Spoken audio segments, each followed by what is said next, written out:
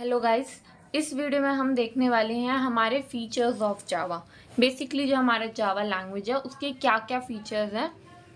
आप किसी के बारे में अगर आप किसी चीज़ के बारे में अच्छा सुनोगे तभी ना आपको मन करेगा उसके बारे में और जानने का। एज अ ह्यूमन बीइंग आप सोचो कि अगर आप किसी ह्यूमन से मिलते हो, किसी अदर ह्यूमन से, तो आपके माइंड में क्या होता है कि मैं उसके बारे में अच्छा सुनूंगा, तभी मेरे माइंड में एक इमेज बनेगी ना कि ये तो अच्छा इंसान है। I want to know more about him और हर, है ना। तो वैसे ही जावा में ऐसी क्या फीचर्स हैं कि आप इसको और आगे पढ़ने पढ़ने का कि आपका मन करे और आप इसको जानना चाहो एंड आप इसको आगे फर्दर यूज़ करो। करेक्ट। तो फीचर्स हम बात कर लेते हैं। सबसे पहले मैंने अभी लास्ट वीडियो में बताया कि जावा जो है वो एक हाई लेवल लैंग्वेज है। हाई लेवल लैंग्वेज मतलब कि वो ह्यूमंस आसानी से समझ सकते हैं। इफ़ एल्स लूप एंड उसमें और भी बहुत चीज़ें होती हैं जो आप आराम से समझ सकते हो एंड यूज़ कर सकते हो। ठीक है। एंड इसी वजह से वो एक बहुत सिंपल प्रोग्रामिंग लैंग्वेज है। करेक्ट।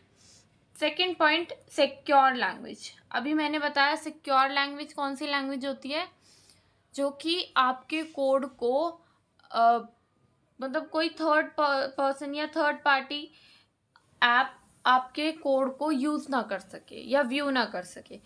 उस चीज़ से बचाने के लिए जो जावा है हमारी एक सिक्योर लैंग्वेज है। और सिक्योर किसकी वजह से है? वो बाइट कोड की वजह से। करेक्ट।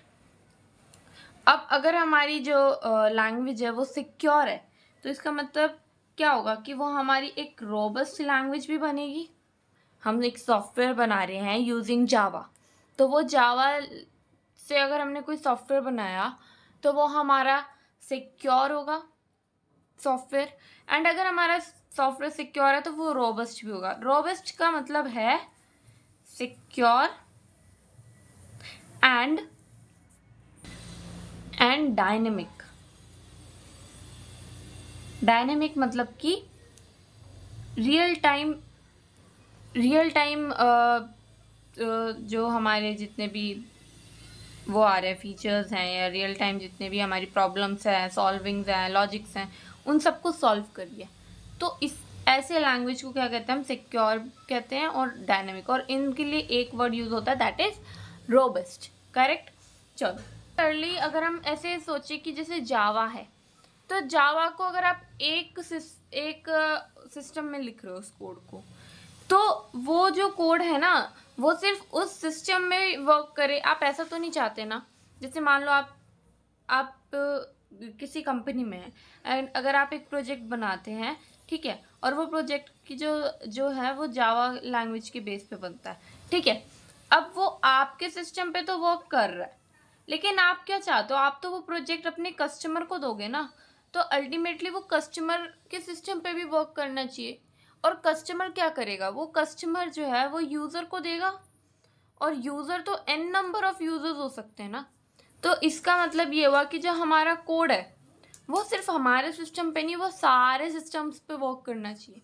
तो ऐसी ही लैंग्वेज को क्या कहते हैं? पोर्टेबल लैंग्वेज, जो मतलब किसी एक सिस्टम को लेकर के ना बैठे, वो सारे सिस्टम्स पे वर्क करे।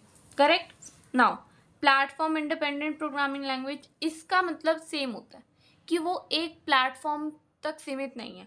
अब यहाँ पे तो पोर्टेबल का मतलब मैंने आपको समझा दिया। कंपनी के सिस्टम पे, कस्टमर के सिस्टम पे एंड यूज़र के सिस्टम पे। अब मान के चलो यूज़र है, कोई यूज़र मैक यूज़ करता है, कोई यूज़र विंडोज़ यूज़ करता है, कोई जो यूज़र है वो लिनक्स यूज़ करता है। तो आप किस पे बना रहे हो अपना प्रोजेक्ट?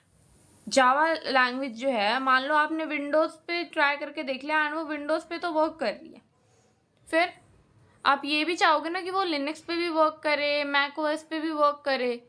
करेक्ट। तो ऐसी लैंग्वेज जो इन सब पे सारी ही ऑपरेटिंग सिस्टम्स पे वर्क करे, ऐसे लैंग्वेज को हम क्या कहते हैं? Platform independent language. मतलब वो सिर्फ विंडोज़ लिनक्स तक सीमित नहीं है, वो सारे जितने भी हमारे ऑपरेटिंग सिस्टम्स हैं उन सब पे वर्क करती है। करेक्ट। एंड आउटपुट हमेशा सेम रहता है। यूँ नहीं कि आपने एक कोड विंडोज़ पे चलाया तो आउटपुट आपको सपोज वो 0 आ रहा है, और वही कोड आपने अगर लिनक्स पे चलाया तो आपको आउटपुट 1 आ रहा है। बिल्कुल नहीं, आपको आउटपुट बिल्कुल सेम मिलेगा जावा में। करेक्ट। ये हम सीखेंगे कि ये प्लेटफॉर्म इंडिपेंडेंट क्यों है, किस लिए है, मतलब हम और डीप में जाएंगे इस एक एक पॉइंट पे। ठीक है, अभी हम सिर्फ ऊपर ऊपर से फीचर जान रहे कि ऐसा क्या क्या इसमें नया है। Correct. Write once run anywhere, इसका मतलब ये हुआ कि अब मान लो मैंने कोई स्क्रिप्ट लिखी, कोई इंस्ट्रक्शन लिखा, सेट ऑफ इंस्ट्रक्शन, कोड जिसे कहते हैं, कोई जावा में मैंने एक कोड लिखा। ठीक है, अब इस कोड को मैंने एक बार लिख दिया और अब मैं इसको ना मल्टीपल सिस्टम्स पे, कहीं पे भी multiple system and multiple operating systems, कहीं पे भी मैं इसको वर्क करा सकती हूँ। तो मतलब ये हो गया कि write once and run anywhere. अभी हमने पढ़ा कि हिस्ट्री क्यों क्रिएट हुई थी लास्ट वीडियो में, सॉरी हाँ, लास्ट वीडियो में हमने देखा ना कि जो ये जावा है वो क्रिएट क्यों हुई थी, just because of reusability and security.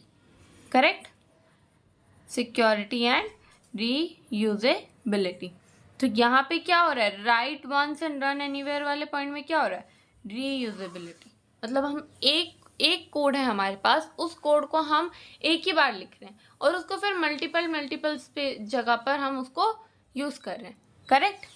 Now जो हमारी जावा है वो केस सेंसिटिव लैंग्वेज है। केस सेंसिटिव लैंग्वेज का मतलब हो गया ए और ए, ये दोनों अलग अलग कंसीडर होंगे, आप इसको एक नहीं मान सकते। मतलब एक तो ये पॉइंट है, दूसरा पॉइंट ये है जो जावा है वो ज़्यादातर हमारे लोअर कैमल केस में लिखी जाती है। करेक्ट। हाँ, कुछ कुछ पॉइंट्स हैं जहाँ पर हम क्लासेस यूज़ करेंगे, आगे आएगा जैसे system.in, तो वहाँ पे एस बड़ा होगा। स्कैनर क्लास यूज़ करेंगे तो वहाँ पर भी एस हमारा बड़ा होगा। मतलब अगर आपने यहाँ पे एस छोटा लिख दिया ना, ऐसे लिख दिया ना स्कैनर, तो फिर ये वर्क नहीं करेगा। ये लिखना है सेंसिटिव। केस सेंसिटिव का मतलब होता है कि अपर केस और लोअर केस दोनों को अलग अलग मेमोरी स्पेस मिलता है। करेक्ट, दोनों अलग कंसीडर किए जाते हैं। अब देखते हैं ऊप्स। ये बहुत इंपॉर्टेंट पॉइंट है कि जो हमारा जावा है ना वो ऑब्जेक्ट ओरिएंटेड प्रोग्रामिंग लैंग्वेज है। ऊप्स का क्या मतलब है यहाँ पर, that is object oriented programming language.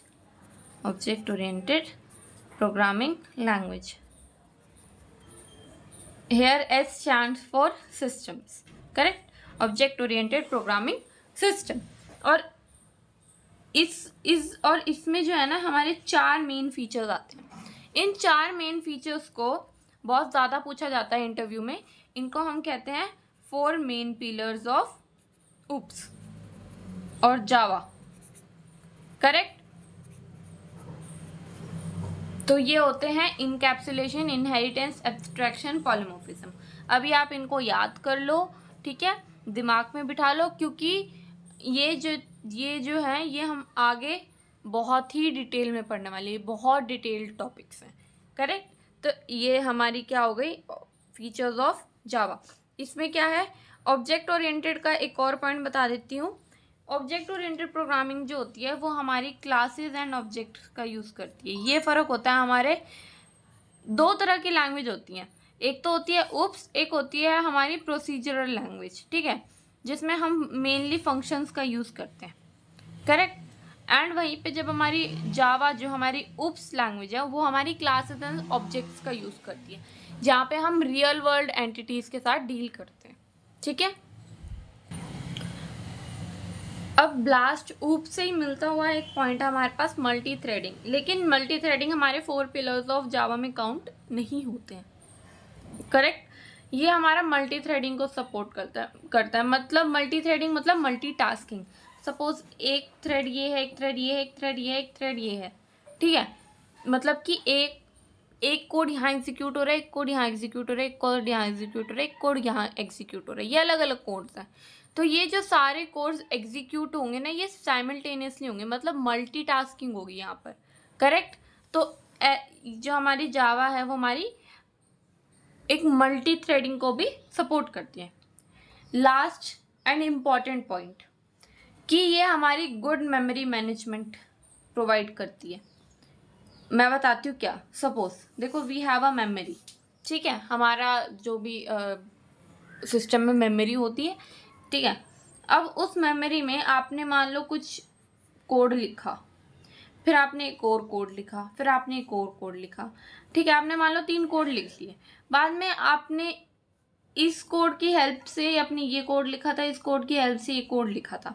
Somehow अब आपको इस कोड की ज़रूरत नहीं है, ठीक है। तो अगर आप दूसरे उसमें होते ना, तो आपको ये खुद जाकर के डिलीट करना पड़ता मेमोरी से, ये ब्लॉक आपको खुद डिलीट करना पड़ता मेमोरी से। लेकिन वहीं पे अगर हम जावा की बात करें, तो जैसे ही एक ब्लॉक ऑफ कोड का काम ख़त्म हो जाता है, वो ऑटोमेटिकली डिस्ट्रॉय हो जाता है। वो ऑटोमेटिकली क्या होता है, हमारा गार्बेज के अंदर चला जाता है, ठीक है। तो इसको हम क्या कहते हैं, ऑटो गार्बेज कलेक्टर, ठीक है। और अगर ये खुद ही हमारा गार्बेज में चला जाएगा, तो इससे हमारी क्या मेमोरी इम्प्रूव होगी? ऑब्वियसली होगी। जब आप इतनी मेमोरी यूज़ कर रहे थे, अब ये चली गई, तो आपके पास ये मेमोरी फ्री हो गई ना। तो इसको कहते हैं good memory management because of auto garbage collector. So these are the features of your Java.